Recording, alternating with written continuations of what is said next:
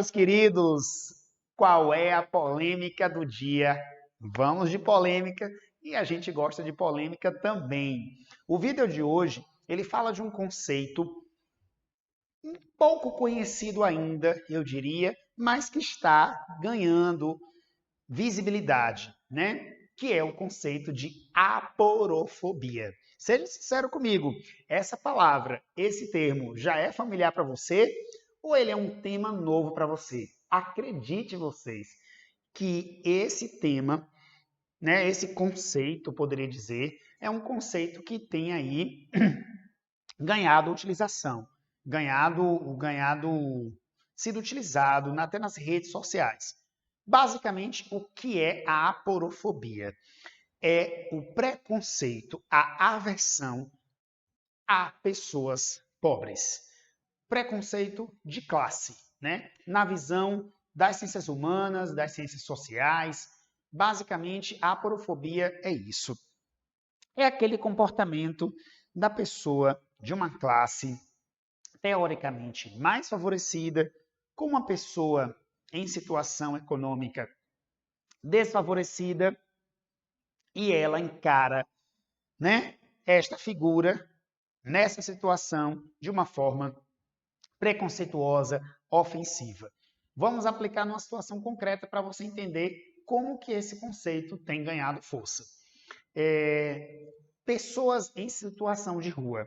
Acreditem vocês que repercutiu nas redes sociais situações de instituições, agências bancárias, shopping center, hospitais, grandes construções de empresas que criaram na sua fachada cercas, criaram grades, criaram lanças de ferro, cercas elétricas, tudo isso para espantar de cara, declaradamente, pessoas em situação de rua.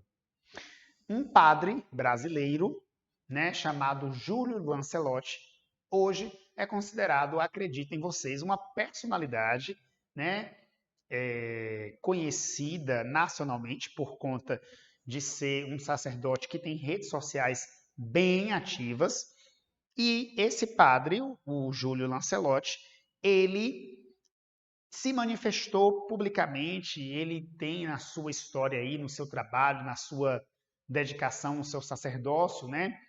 Ajuda de pessoas, distribui sopas, acolhe pessoas em abrigos e em algumas capitais brasileiras foram construídas estruturas para impedir, até mesmo embaixo de viadutos, foram fixadas pedras, lanças, ferros, estruturas para não dispor, né, para que pessoas em situação de rua não estivessem naquele local, né? Seria, na visão de quem cria aquela estrutura, quando o poder público coloca uma estrutura para evitar que pessoas em situação de rua se mantivessem ali, né?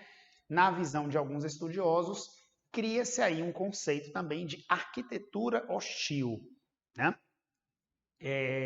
Ou seja, ao mesmo tempo que parte do poder público, né, cria esses artifícios para que pessoas em situação de rua não se mantivessem naquele local, até porque isso compromete até a estética, o embelezamento da cidade, né? Quem passa, que é de fora, um turista, né, que de repente visita uma capital e ver pessoas, abre aspas, morando debaixo da ponte, né?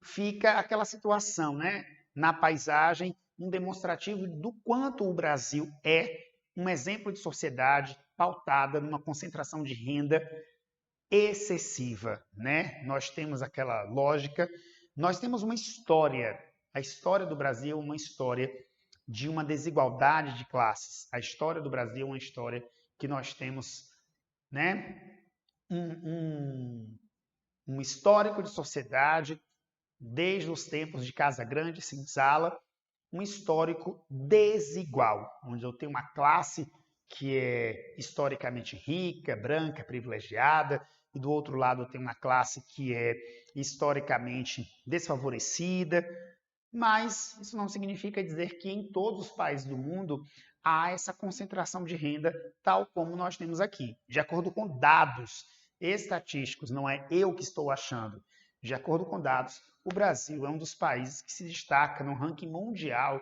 de concentração de renda. Então, isso contribui para a sustentação, para a manutenção desse preconceito com pessoas pobres, tá? Um outro autor, né, um autor que também fala disso, dessa questão, né, da visão que o brasileiro tem do próprio brasileiro de forma preconceituosa. Novamente, um outro vídeo que eu não me canso de citar, o autor Gessé Souza, né, um autor incrível que traz essa questão, sobretudo no seu livro A Elite do Atraso, essa questão do comportamento do brasileiro que, por vezes, tem um verdadeiro despertar para o ódio de classes, né? Infelizmente, a gente vê isso na nossa rotina. O ódio, o preconceito com pessoas pobres, né, que é hoje dado o nome de aporofobia, não é crime.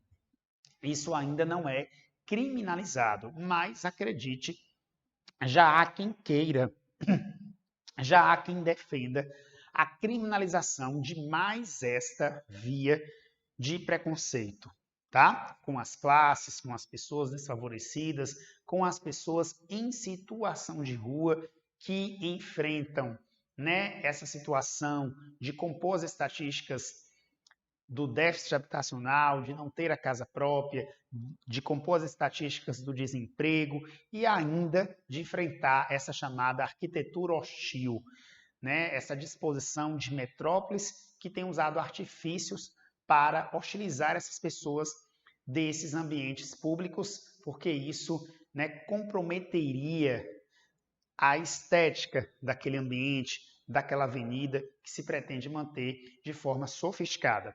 Eu realmente espero que você tenha gostado do conteúdo de hoje, espero que tenha te acrescentado.